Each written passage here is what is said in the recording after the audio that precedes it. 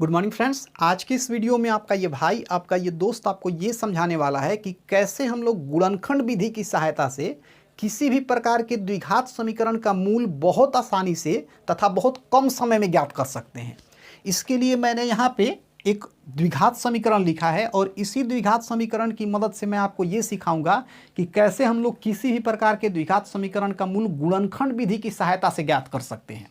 देखिए, इसमें हमारा जो सबसे पहला काम होगा वो ये होगा कि हम अपने मन से कोई ऐसा दो ठो संख्या ढूंढेंगे जिनको कि अगर हम आपस में गुना करें ना तो गुना करने पे 2 गुना 3, गुना करने पे कितना आना चाहिए, 2 गुना 3 अर्थात 6 आ जाए। और जब हम इन्हीं दोनों संख्याओं को आपस में जोड़े या घटाएं ना तो जोड़ने या घटाने पे हमें बीच की संख्या अर्थात -5 मिले। मेरी बातों को फिर से सुनिए। सबसे पहला काम ये होगा कि हम अपने मन से कोई ऐसा दो ठो संख्या ढूंढेंगे जिनको कि गुना करने पे 2 गुना 3 अर्थात 6 मिले। और जब हम इन्हीं दोनों संख्याओं को आपस में जोड़े या घटाएं तो हमें बीच की संख्या अर्थात -5 मिले। अगर आपको यहाँ से क्लियर नहीं हो रहा है तो एक और एग्जाम्पल मैं आपको दे रहा हूँ। देखिए, जैसे मान लेते हैं किसी ने आपके सामने ये द्विघात समीकरण लिख दिया, 3x² प्लस 2x - 8 बराबर 0। तो यहाँ पे क्या करेंगे, सबसे पहला काम हमारा ये होगा कि हम अपने मन से ऐसा कोई दो ठो संख्या ढूंढेंगे जिनको कि अगर आपस में गुना करें ना तो गुना करने पे 3 गुना -8, 3 गुना -8 अर्थात -24 मिले। और जब हम उन दोनों संख्याओं को आपस में जोड़े या घटाएं ना तो हमें बीच की संख्या क्या मिले, 2 मिले। हमें क्या मिले, 2 मिले।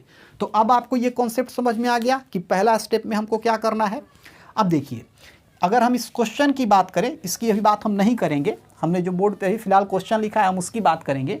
अगर हम इस क्वेश्चन की बात करें तो हमें ऐसा दो ठो संख्या ढूंढना है जिनको कि आपस में गुना करने पे 6 आए और जब उनको जोड़े या घटाए तो -5 आए। तो ये हमारी संख्या हो जाएगी -2 और -3। देखिए, -2 और -3 को अगर आप गुना करेंगे ना तो ये हो जाएगा 6। क्यों होगा, देखिए, माइनस में माइनस से गुना करेंगे तो प्लस और 2 में 3 से गुना करेंगे तो 6। अब -2 में अगर हम जोड़ दें -3 को तो -2 जो कहते हो प्लस माइनस माइनस और ये 3 हमें मिल जाएगा -5।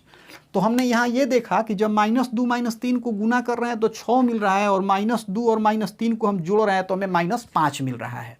और ऐसा ही तो हमसे पूछा जा रहा है कि हमें ऐसी दो संख्याएं बतानी है जिनको कि गुना करने पे 6 आए और जोड़े या घटाए तो हमें -5 मिले।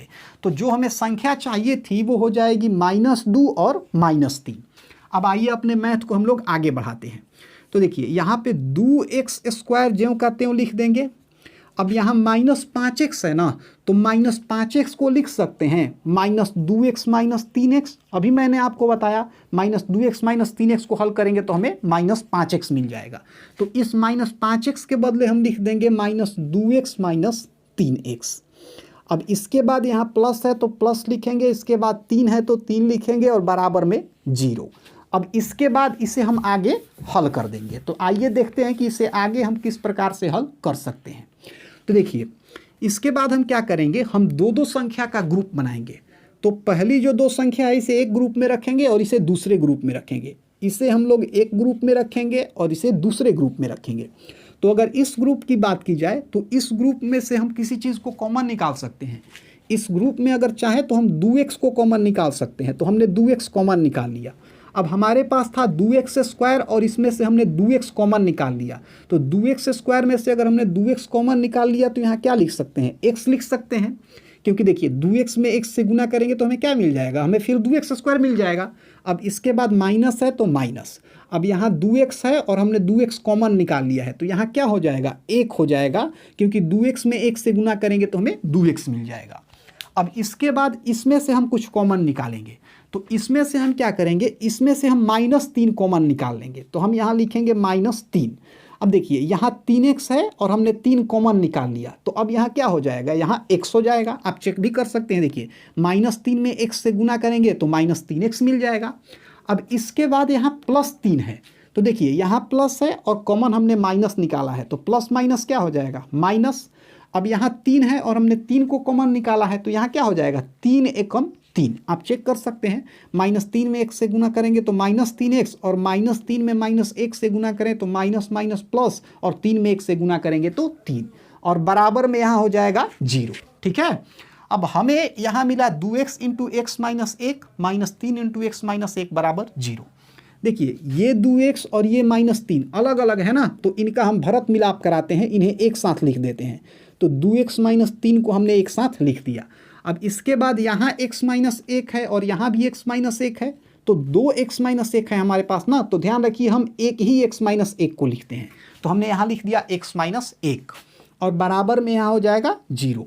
तो हमें मिला 2x - 3 इंटू एक्स माइनस 1 बराबर 0। अब हम क्या करेंगे, पहले 2x - 3 को 0 के बराबर करेंगे और फिर x - 1 को 0 के बराबर करेंगे।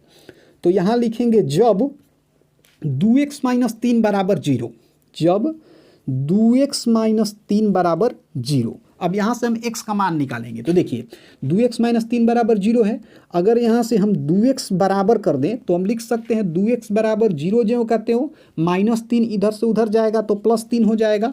तो 2x बराबर हमें मिला 0 + 3 मतलब 3। अब यहाँ से अगर x को बाहर करेंगे ना तो 2 3 के नीचे चला जाएगा, तो x बराबर लिख सकते हैं 3/2। तो x का एक मान हमें मिला 3/2। अब क्या करेंगे हम, अब x - 1 को 0 के बराबर करेंगे। तो यहाँ लिखेंगे जब x - 1 बराबर 0, जब x - 1 बराबर 0, तो यहाँ से x बराबर हो जाएगा 0 जो कहते हो, -1 इधर से उधर जाएगा ना तो ये +1 हो जाएगा। तो x बराबर हमें मिल गया 1। तो यहाँ हमने ये देखा कि x बराबर हमें मिला 3/2 और यहाँ x बराबर हमें मिला 1। तो जो x का हमें ये दोनों वैल्यू मिला है ना, इन्हीं दोनों वैल्यू को हम इस समीकरण का मूल कहते हैं। ध्यान से सुनिए, x का जो हमें ये दो मान मिला है ना, इन्हीं दोनों मान को हम इस द्विघात समीकरण का मूल कहते हैं। तो अगर कोई पूछे कि इस द्विघात समीकरण का मूल ज्ञात कीजिए, अगर कोई आदमी आपसे ये कह दे कि इस द्विघात समीकरण का आप मूल ज्ञात कीजिए और वो भी गुणनखंड विधि की सहायता से, तो आपको इसी विधि से इसका मूल ज्ञात करना है। देखिए द्विघात समीकरण के मूल ज्ञात करने की और भी बहुत सारी विधियां हैं, लेकिन यहाँ पे फिलहाल अभी मैंने आपको गुणनखंड विधि की सहायता से द्विघात समीकरण का मूल ज्ञात करना सिखाया है। तो हमारा आंसर यही हो जाएगा, पहला हो जाएगा मतलब x के दो वैल्यू आ गए, पहला 3/2 और दूसरा 1, और यही हमारा आंसर हो जाएगा, यही हमारे दो ठो मूल हो जाएंगे।